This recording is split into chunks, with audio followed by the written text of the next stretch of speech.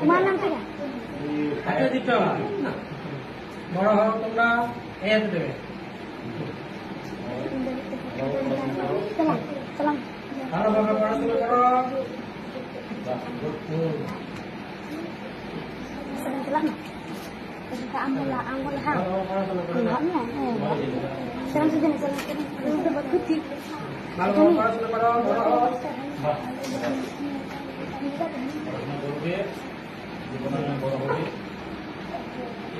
আচ্ছা বড় হও হ্যাঁ ভালোভাবে পড়াশোনা করো